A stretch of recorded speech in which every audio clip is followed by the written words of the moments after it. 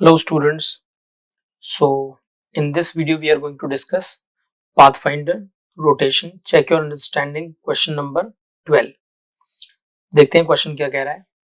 Question is saying that in the system shown masses of the pulleys and the threads are negligible as compared to the masses m1 that is 9 kg and m2 that is 1 kg of the blocks. The upper pulley is a two-step pulley in which radius of the smaller drum is 1 by 3 meter and that of the larger drum is eta equal to 2 times of R यानी 2/3 metre. तो यहाँ पर एक पुली है, step पुली है जिसमें inner drum की radius 1/3 metre है, आउटर ड्रम की रेडियस हमने 1/3 और 2/3 मीटर्स ली हुई है. ये 1/3 है, ये 2/3 है. अब हमसे कह रहे हैं at one end the thread is wrapped on the smaller drum of the step pulley and the other end of the block M2 is attached. There is no friction at the axles of the pulley, whereas friction between the thread and the peripheries of the pulley is sufficient to prevent slipping. मतलब यहाँ पर ये वाली जो surface है यहाँ पर slipping नहीं करवानी है, थ्रेड यहाँ पर स्लिप नहीं होगा क्योंकि यहाँ पर फ्रिक्शन अवेलेबल है. जबकि कह रहे हैं कि ये जो एक्सल है यहाँ पर कोई फ्रिक्शन नहीं लेना है आपको, पुलीज इजिली मूव कर सकती है. Free fall acceleration is g and when released find the acceleration of the block of mass m1. m1 वाले ब्लॉक का एक्सेलरेशन पता करना है, यानी 9 kg वाले ब्लॉक का एक्सेलरेशन हमें पता करना है, राइट. तो ये जो m1 वाला ब्लॉक है 9 kg वाला, इसका एक्सेलरेशन हमें पता करना है. तो कुछ चीजें हमने यहाँ पर मार्क की हुई है, उनको देखते हैं एक एक करके. ज्यादा मुश्किल नहीं है क्वेश्चन, आसानी है. क्योंकि ये वाला ब्लॉक थोड़ा सा हैवी है, 9 kg है, तो मैंने माना है कि ये सिस्टम नीचे उतरेगा और पुली क्योंकि धागा स्लिप नहीं हो रहा है तो पुली ऐसे रोटेट कर रही होगी एंगुलर एक्सेलरेशन अल्फा से. इसका एक्सेलरेशन हमने मान लिया है a1 नीचे की तरफ, इसका एक्सेलरेशन हमने मान लिया है a2 m2 वाले ब्लॉक का 1 kg का ऊपर की तरफ. अब सबसे पहले तो इस स्टेप पुली की यदि हम बात करें तो क्योंकि इस स्टेप पुली का मास हमको 0 दिया हुआ है तो इस स्टेप पुली पर टोटल टॉर्क 0 होगा. इस स्टेप पुली पर हम देख सकते हैं कौन कौन से फोर्सेस लग रहे हैं. एक T2 लग रही है इधर से, यहां से हमने T2 मानना शुरू किया है, दिस इज T2. यहां पर आकर के क्योंकि पुली में फ्रिक्शन है तो यहां पर हम T2 नहीं ले सकते, हमने T1 लिया है. This is T1, this is T1, this is 2T1, right? So this way we have divided the tension. अब ये तीन फोर्सेस इस पुली पर लग रहे हैं, दो जगह T1 है और एक जगह T2 है. तो हम इन टेंशंस की वजह से टॉर्क देख लेते हैं. तो T1 का टॉर्क हो जाएगा T1 into 2R, this is 2R. और ये वाला उल्टी दिशा में टॉर्क है तो this will be T1 into R, this is T2 into 2R. तो T1 into 2R is anti-clockwise torque like this. This is anti-clockwise torque. This is a clockwise torque and this is also a clockwise torque. तो मैंने torque balance कर दिए. T1 tension का net torque और T2 tension वाला जो torque है ये मैंने इक्वेट कर दिए. क्योंकि इस पुली का मास 0 है, इसका मोमेंट ऑफ इनर्शिया 0 होगा. मोमेंट ऑफ इनर्शिया 0 है तो उस पर नेट टॉर्क 0 बनना चाहिए. तो इससे हमारे पास आ गया T1 बराबर 2T2.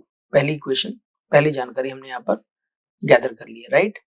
अब क्योंकि ये वाली जो पुली है अल्फा एक्सेलरेशन से घूम रही है तो ये धागा यहाँ पर रैप हो रहा होगा अल्फा एक्सेलरेशन से. ये अल्फा से रिलीज हो रहा है और ये अल्फा एक्सेलरेशन से एब्जॉर्ब हो रहा होगा धागा यहाँ पर. तो क्या हम ये कह सकते हैं कि यहाँ पर इस जगह धागा नीचे थ्रो किया जा रहा है इस पुली के द्वारा 2R रेडियस में 2R इंटू अल्फा से, और यहाँ पर उसी थ्रेड को हम एब्जॉर्ब कर रहे हैं R अल्फा एक्सेलरेशन से. तो नेट देख सकते हैं अपन, धागा कितना लूज हो रहा है, स्ट्रिंग कितनी लूज हो रही है, नेट स्ट्रिंग लूज हो रही है R alpha, net string loose हो रही है आर अल्फा.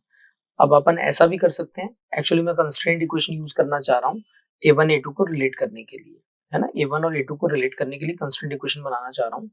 तो यहाँ से मुझे पता लग रहा है कि ये ब्लॉक A2 से ऊपर जा रहा है तो A2 must be equal to 2R alpha, है ना. पक्की बात है क्योंकि अल्फा से रैप हो रहा है धागा इधर इस तरीके से, तो A2 should be equal to 2R alpha हमने लिख दिया. अब ये जो ब्लॉक नीचे आ रहा है A1 से, इसकी जानकारी हमें जुटानी है तो उसके लिए हम क्या करें, देखिएगा इस पुली, आपको आई डोंट नो पता है नहीं पता ये बात कि बट कोई भी पुली है उस पुली की स्पीड या पुली का एक्सेलरेशन आपको पता करना है तो पुली के इस वाले एंड A, इस वाले एंड B के यदि एक्सेलरेशन का आप एवरेज ले लोगे तो इस पुली का एक्सेलरेशन आपको मिल जाएगा. तो मुझे पता है A वाला धागा, A वाले एंड पर जो धागा थ्रो हो रहा है नीचे की तरफ वो 2R अल्फा से, और ये हो रहा है नीचे R अल्फा से, ऊपर की तरफ एब्जॉर्ब हो रहा है R अल्फा से. तो this is this is 2r alpha, this is 2r alpha, this is being absorbed as r alpha. तो नेट रिलीज कितना हो गया अपने पास में, एक्चुअली हमें एक्सेलरेशन ऑफ p लिखना है वेक्टर फॉर्म में, so this will be acceleration of a plus acceleration of the other and b का एवरेज। ऐसा आप हमेशा ले सकते हैं किसी भी पुली के लिए। तो a वाला जो एंड है वो 2r अल्फा से धागा रिलीज कर रहा है, b वाला एंड जो है वो ऊपर ले रहा है, धागे को एब्जॉर्ब कर रहा है, तो उसको हमें माइनस के साथ लिखना पड़ेगा क्योंकि वो धागा एब्जॉर्ब कर रहा है या ऊपर ले रहा है, अपॉन 2 कर दें तो this becomes acceleration of pulley which is r alpha by 2। और जो पुली का एक्सेलरेशन है यही तो हमारे पास हुआ a1 के बराबर, और a2 हमने शुरू में लिखा था कितना, 2r alpha. a2 was how much, a2 को यहाँ पर धागा रैप हो रहा है, ये वाला इस तरीके से रैप हो रहा है, तो a2 is equal to 2r alpha. a2 2r alpha है और a1 r अल्फा बाई 2 है। देखिए मैंने यहाँ लिख रखा है a2 2r अल्फा है और a1 है अपने पास कितना, r अल्फा बाई 2, तो इससे a1 a2 रिलेट हो गए, डिवाइड करने पर इनको a2 is equal to 4a1 आ गया। तो दो इक्वेशन हम बना चुके हैं, t1 बराबर 2t2 and a2 is equal to 4a1। Next बस हमें FBD बनाने हैं m1 के और m2 के और इनके चलने की इक्वेशंस लिखनी है। तो ये 9 kg का है तो इस पर 90 न्यूटन नीचे लगेगा, 90 माइनस ऊपर टेंशन है इस पर 2t1 is equal to 9a1। Second वाले इस वाले ब्लॉक के लिए बात करें, इसको ऊपर चलता हुआ मान रहे हैं a2 से, तो इसको चलाने वाला कौन हो गया, t2 माइनस 1 kg है तो 10 newton is equal to 1 kg into a2। So दो इक्वेशन ये आ गई हैं और एक इक्वेशन ये टेंशन और कंस्ट्रेंट से बन गई है। तो इनको इक्वेशंस को मैंने वापस यहाँ लिख दिया है। कंस्ट्रेंट इक्वेशन से हमें a2 is equal to 4a1 मिल गया है एंड टॉर्क वाली इक्वेशन से t1 बराबर 2t2 मिल गया है। इन चारों इक्वेशंस को यदि हम सॉल्व करते हैं, चारों इक्वेशन को सॉल्व कर रहे हैं अपन, तो फर्दर सॉल्व करने पर आप देख सकते हो मैंने ये फर्स्ट वाली इक्वेशन तो एज इट इज लिख दी है, 90 minus 2t1 is equal to 9a1, और जो ये वाली इक्वेशन थी इसमें मैंने a2 की वैल्यू पुट कर दी यहाँ से और मैंने t2 की वैल्यू भी पुट कर दी यहाँ से, है ना। क्या क्या किया मैं देखिएगा, a2 को पुट कर दिया ऐसे और t2 पुट कर दिया, तो पूरी कहानी a1 और t1 में कन्वर्ट हो गई।